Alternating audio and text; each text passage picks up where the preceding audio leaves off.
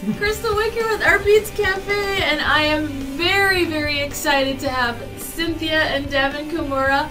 Happy birthday, Artbeads! 14 years old. Oh, congratulations. Here's your happy birthday cupcake with purple, because that's the color here. Yes. Tell us all about the first bead, the very beginning. Okay. So excited. Yeah, I mean, Artbeads is it's been a really fun journey, but it really starts off with my interest in beads. I mean, ever since I was a kid, I've been really fascinated with glass, and even as a child, I would be down in the basement working with glass tubes and torches and tools and blowing bubbles and bending things, and it was really fascinating, just loved it. And then when I was, after we returned from an overseas experience, Cynthia and I were in Japan for about 6 years working there. We came back and I started another business, not related to beads at all. It was a very high-stress business, and I needed something to just kind of cool down at the end of the day, and so I thought, glass beads, I want to get back into it. And there was an opportunity to take a class with a very well-known local bead maker named Larry Brickman, and Cynthia encouraged me to get into that class and to just do it, do something to take your mind off the other things that I was doing. So chill out by heating up the fire and making some Lampwork beads. Exactly. I love it. And yeah, it's really great because it's a creative outlet, you know, so you can really have a lot of fun with it. You're working with the colors, you're working with, being very accurate to just being totally a mess and abstract. And but the one thing about working with glass, which is really great for just the soul, is that it forces you to slow down. I mean, you can't rush glass work. And be in the present moment, right? Yeah, and be in the moment, and you just focus on that glass, and everything else just kind of disappears, melts away, so to speak. So that was it. It was fantastic. These are some of the beads that I made when I was avidly making the beads. Unbelievable. Oh. These are gorgeous. Gorgeous. Look at these. Thanks. Oh my goodness. Yeah, it was really great. And I've never used them to make a piece of jewelry.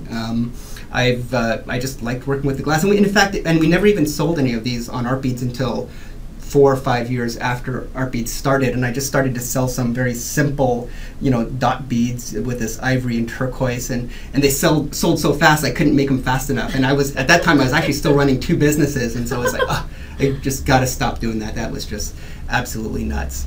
Oh, wow. And so I see, it was nice to be married to somebody that actually makes jewelry using these babies, right? Yeah, it was great. I made all these beads, and I had all of these reject beads that were in a tub. I wanted to just throw them out, and what did you do? Yeah, and I said, no, don't throw them out. And at the beginning, I could have only his rejects. That's always the way, right? Yeah.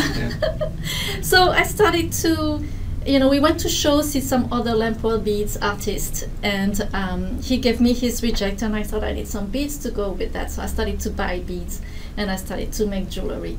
And like this one, those are all his reject. But I thought they were so much fun. Yes, what a happy so colorful.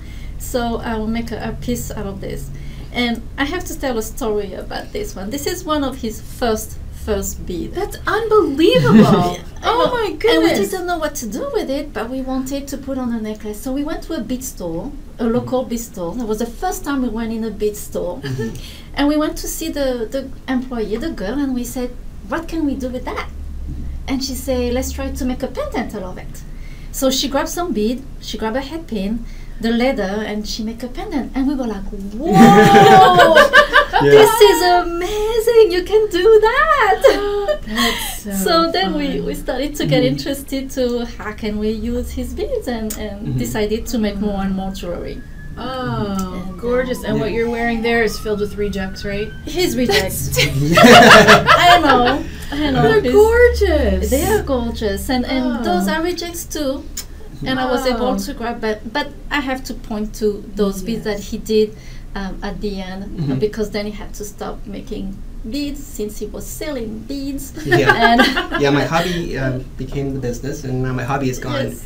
And I love making these beads. And actually, these beads I learned how to make with Andrea Garino, a well-known Lampwork bead artist who lives in Port Townsend, not too far from here, so very local. And we have a lot of really great glass workers in the state, so that's really fun. But yeah, Lampwork beads and glass has been my passion but when Cynthia started to get more into jewelry making, she encouraged me to go, or to us to go take some time and let's go to a jewelry show, the Gem and Jewelry Show in Seattle. And we went and checked it out, and that's really where the inspiration for the business actually came from. It wasn't from the beads that I was making. Yes, you want me to tell the story? Yes, I want. love Go the ahead. story. Go ahead. Yes. Yeah, if you're willing to listen. It's, What happened is I was looking at this Indian woman. She was selling some Indian beads, silver Indian beads. And we were several women, and we were fighting because you have to remember at that time there were not a lot of beads yet. And we were really pushing each other, trying to get the spaces, trying to get the beads. And Devin was in the back waiting for me, and he started to think. It's like, oh, women really like beading. Yeah, and men. Yeah. And this is, he and Devin thought that would be a great business because it doesn't take too much space. And well, there was clearly a need. I mean, there was clearly a need for people to be able to find the beads that they need to make their creations without having to go to a gem and jewelry show. I mean, and the web, I've always been fascinated with the web. You know, I was spending all my time in front of the computer anyway, and let's start to do something. And it was really, it was really fun. And so, yeah, January 2000, that's when we got our first order. And January 2000 is also the year that our daughter was born. So it's the birthday in a couple of ways. So, yeah. Oh, great story and great beads. Thank you. Oh my gosh, everybody always wants to know how Art Beads got started, especially with the two of you talented creatives at the helm. Thanks for sharing and happy birthday. Thank you very much.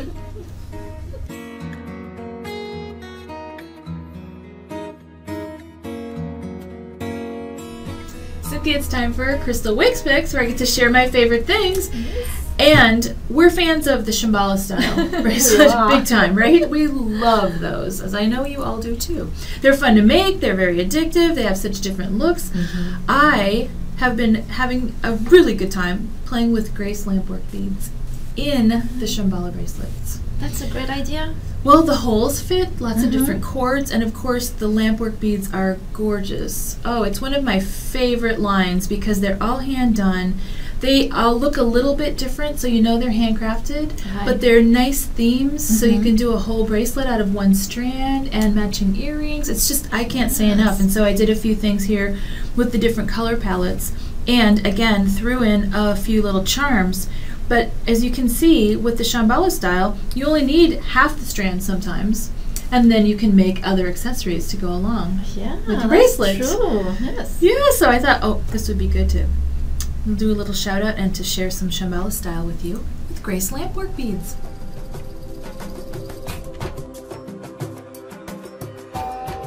Cynthia, it's time for our Q&A session. We have a question from Brad in Lakewood, who asks, how do you finish off the Shamballa threads on Shamballa bracelets? Yes, and I really like to use the thread burner. Great. Especially when I use Chinese coal because it melts very well. Oh, that's good to know. Yes, so We this love is those. Yes, yeah, I've been using that a lot actually on my Shamballa bracelet. So let me show you how to do it. Great. So here I did my knot. It's just a simple knot, and I like to make it parallel here to that coal, so you make it straight. And I like to tie it quite a lot. Then you take a pair of scissors. You just cut here. And now do you leave a little bit on there? Because you're gonna... Yes, because this is the part that you're going to melt. Okay, with the good to thread know. burner. So this is the tool. It's battery powered, so it's really easy to use. You don't have any cord, and you just push the button, and it gets hot very fast. Oh. So you gently see how you have the steam coming out already, and you gently burn like that. And I like to press down on the other pieces of thread like that. They all melt together, and that's it. Easy. Easy, yes, easy and very fast. And this knot will not go away because everything is melt together. Great, and it looks portable because it has batteries, so you can bring it with you. Exactly, yes. Oh. And I want to show you something else too. When you use the thread burner, so you melt the coal. So you're going to have some deposit here of the coal. And if you use a lighter color coal, then you're going to see that on your lighter color. So you want to clean up a little your thread burner. So what you can do is press on the bottom, and you wait that it warms up a little, and you will see start to melt here. Can you see? Yep. How it's melting? And I just take my Look at that. tweezers and I clean it up like that.